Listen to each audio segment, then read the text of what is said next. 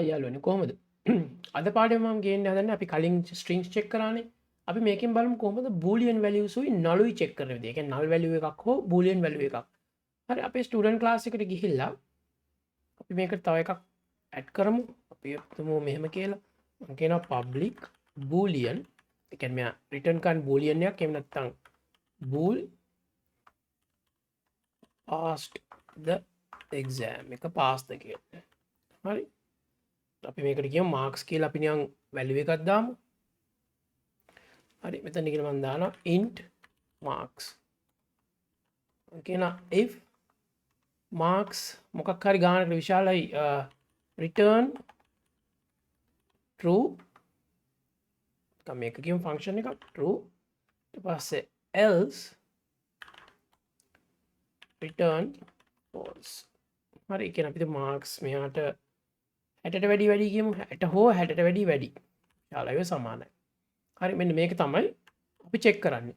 කියන්නේ මාක්ස් 60ට හෝ 60ට වැඩි නම් මෙයා පාස් නැත්තම් ෆේල්. හරි එතකොට මම මේක චෙක් කරන්නේ බූලියන් වැලියු එකක්. එතකොට අපි බලමු මෙතන ස්ටුඩන්ට් ටෙස්ට් එකට ගිහිල්ලා ටෙස්ට් එකක් ලියන විදිය. අපි මුලින්ම ටෙස්ට් එකෙන් මම ෆැක්ට් එකක් ලියනවා. ඊළඟ මම කියනවා public void හරි should pass the exam with correct marks. ඒ කියන්නේ හරියට ලකුණු තිබ්බොත් මෙයා පාස් වෙන්න ඕන. හරි අර විදියමයි කොහොමද අපි පටන් ගන්නෙ? given ඊට පස්සේ when ඊට පස්සේ then. හරි given කියන්නේ මොකද්ද? මට student service එක දීලා තියෙනවා. student service equals new student service. ඒක ඕකේනේ. ඊට පස්සේ මම කියනවා random random marks. මම කියනවා මෙයාගේ ලකුණු 65යි කියමුකෝ. හරි. ඊට පස්සේ කියනවා should නැත්තම් අපි expected value දැන් 65ට වැඩි නම් මොකද වෙන්නේ? මේක true වෙන්න එපා. හරි අපි බලමු මෙතනදී. දැන් මම කියනවා actual value. ඊට පස්සේ මෙතනින් දානවා service එකේ මම create full name නෙමෙයි. මෙතනට එන්න ඕනේ student service එකේ එන්න ඕනේ මොකද්ද? මේක එන්න ඕනේ is pass the exam කියලා මම දානවා random marks. ඔන්න. ඊට මම කියන assert දැන් මේකේ return කරන මොකද්ද? should pass. pass නම් මොකද මේ boolean value එක 65ට වැඩි හින්දා මේ 60ට වැඩි හින්දා මේක true කියලා return කරන්න ඕන. අන්න ඔහොමයි check කරන්නේ. කියලා මම කියන actual value. කොහොමද මේ test එක ලිව්වේ? given මෙන්න student service එක marks මෙච්චරයි අපි බලාපොරොත්තු වෙන්නේ true එකක්. හරි. ඊට පස්සේ මම කියනවා මේක actual value එක කීයද? මෙන්න මේක return කරලා තියෙනවා. මම කියන true එකේ මේක තමයි boolean condition එකක් තියෙනවා. පේනව නේද? එතකොට actual value එක සමාන වෙන්න ඕනේ මොකටද? expected value එකට. එහෙම නැත්නම් මම කියනවා expected value එක සමාන වෙන්න ඕනේ actual value එක. දෙකම true ආවොත් අපිට ප්‍රශ්නයක් නැහැ නේද? එතකොට මෙතන actual value මෙහෙම ලියන්නත් පුළුවන්. එහෙම නැත්නම් අපිට කෙලින්ම මෙතන expected value එක නැතුව මෙන්න මෙහෙම එක විදි තියෙනවා. මේක එක විදියක්. නැත්නම් මට කියන්න පුළුවන් expected value එක නැතුව මෙතන කියන්න පුළුවන් කෙලින්ම මම මොකද මම මේකෙන් true එකක් check කරන ඉඳා මම කියනවා actual value. එහෙමත් යන්න බලන්න. මොකද මෙතන මම true කියලා check කරනවා. මේ දෙක එනවා නම් අපිට equal එක දාලා ගන්නත් පුළුවන්. මේ values දෙක සමානද කියලා. හරි එක විදිහට අපිට මේක use කරන්න පුළුවන්. මේක save කරනවා. save කරලා දැන් අපි මෙතනට ගිහිල්ලා මම මගේ view කීලවල මම කියනවා text explorer. මෙතන text explorer මෙතනින් ගියා. මෙතන view එකට ගියා. ඊට පස්සේ text explorer එතනට ගියා. ගිහිල්ලා මම කියනවා දැන් text explorer එක ආවා. එවිල දැන් මෙතන මම දිගහැරියාම unit test 4ක් තියෙනවා. එකක් calculator service එකක් තියෙනවා. අනිත් එක මගේ student service එකේ මේ test කරපු නැති එක මෙතන තියෙනවා. හරි මේක select කළා. දැන් මේක run කළා. දැන් බලන්න මොකද වෙන්නේ කියලා. දැන් මේක build වෙනවා. build වෙලා දැන් test එක run වෙනවා. ඔන්න pass වුණා. ඔන්න එක test එකක් අපිව check කළා. දැන් අපි බලමු මෙහෙම එකක්. මම තව එකක් check කරනවා. මෙයා fail දත් කියලා බලන්න එපා. දැන් මම කියන කොහොමද check කරන්නේ? දැන් මම කියනවා public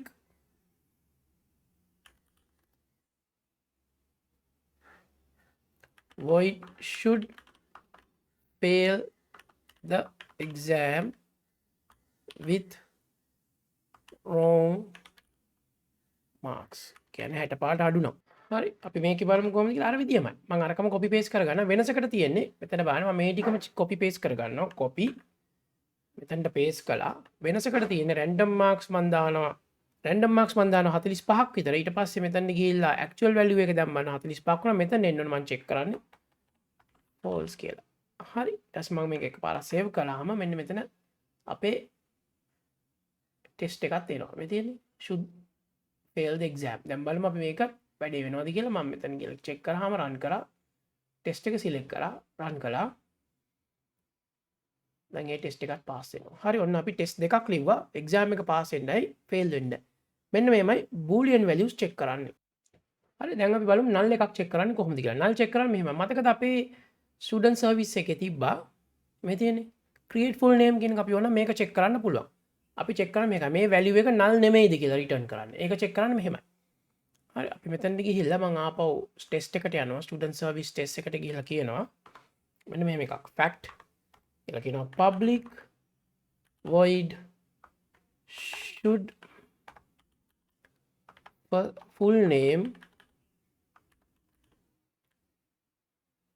be not null. null නෙමෙයි වෙන්න ඕනේ. ඒක තමයි අපි check කරන්නේ. අපි full name එක. අර විදියටමයි given when ඊට පස්සේ then.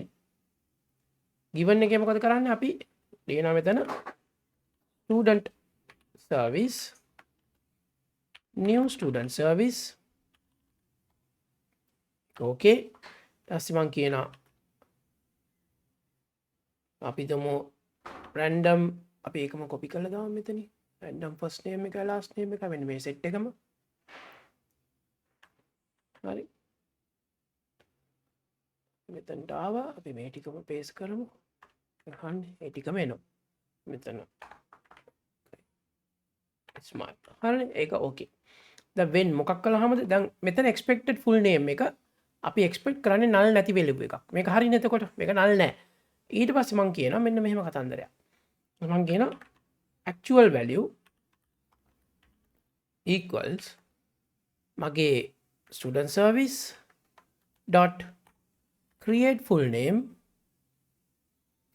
ඊළඟ මම කියනවා අපේ මෙන්න මෙහෙම ඊළඟ පිළිවෙලට යමු ඊළඟ මම කියනවා random first name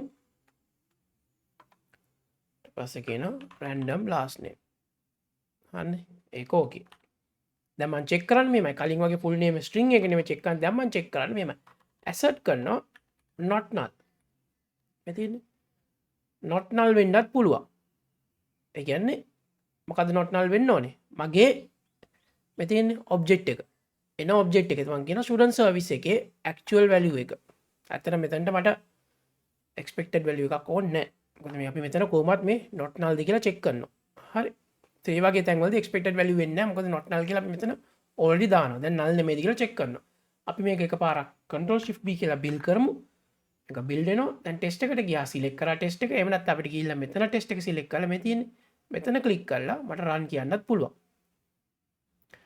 run කිව්වම අන්න ඒකත් pass වුණා test එක දැන් පේනවනේ ඔන්න test ටික තියෙනවා ඔක්කොම ටික test අපි 4ක් ලියලා දිනවා දැන් මෙයාට unit testing දැන් මේ ටිකට check කරගන්න හරි ඔන්න ඔහොමයි අපි boolean value එකක් සහ null එකක් check කරන්නේ හරි අපි ඊළඟ පාඩමේ තව එකක් බලමු